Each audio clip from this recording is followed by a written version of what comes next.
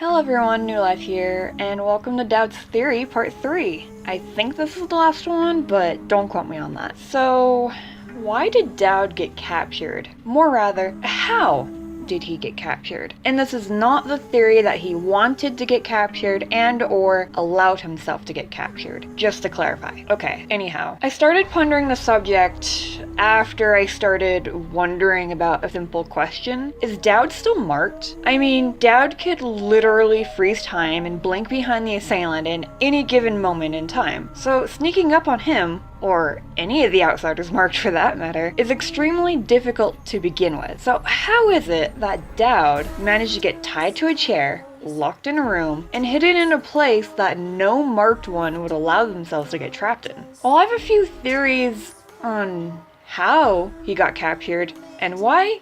Well, check out Daud's Theory Part 2, as this is going to be referencing a lot of the Part 2. So, ponder this. What if Daud got captured after he started his quest to kill the outsider during the timeline between Dishonored 1 and 2?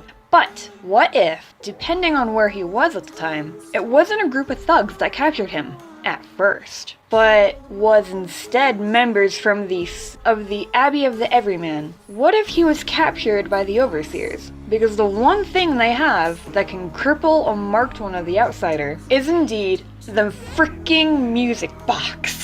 Oh, the music box can be experienced and seen in Dishonored 1 as well as the DLC, where it makes your abilities from the outsider, as well as the void, mute mortal as you were before being marked, but in a much worse state. As the music box also does damage to your health by emitting a wind blast type wave that pushes the victim in the vicinity backwards from the central point of the box. If you play Dishonored, Knife of Dunwall, you have to save Billy, Daud's right hand, before her betrayal, from such a box. So Daud would be familiar with the box, and since he was marked, it would still have the same effect, if not a greater one, considering that he was a bit younger at the start of Dishonored 1. He was 41 in the first game. And the box still had a profound effect on him even then, so I imagine the effect would be amplified tenfold as he got older. If he had an encounter with the same device later, which would almost completely render him helpless for the capture of the ABBEY of the Overseers. Now this would also bode likely that it was the ABBEY that, in quotation marks, took away Daud's mark. But it could also ring true that the outsider himself did as well. I'm just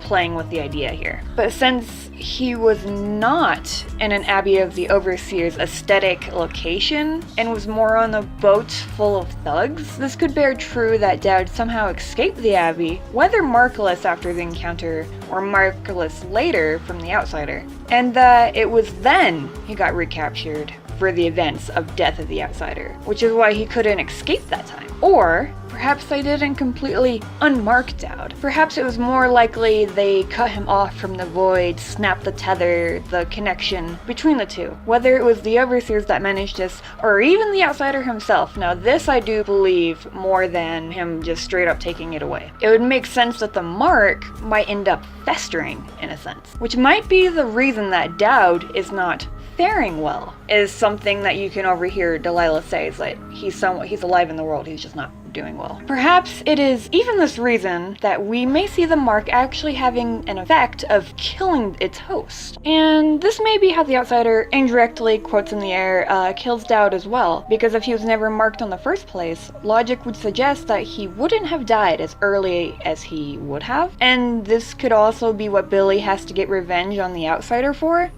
marking Daud, and for killing him with that very same mark. The mark, if it was the cause of Daud's death, the effects wouldn't, and of course, not be instantaneous. It wouldn't be like, oh, no more power from the void, drops dead.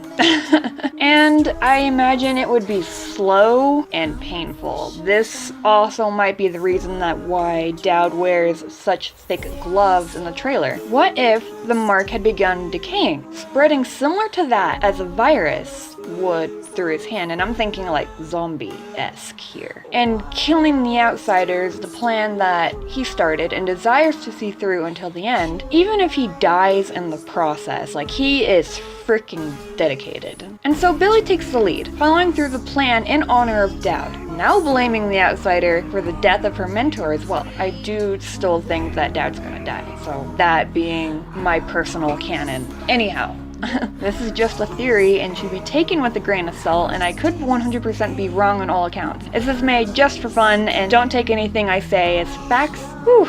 Okay, everyone, thank you so much for watching. NewlifeOP 586 with TheKingStudioz signing out, guys. Bye!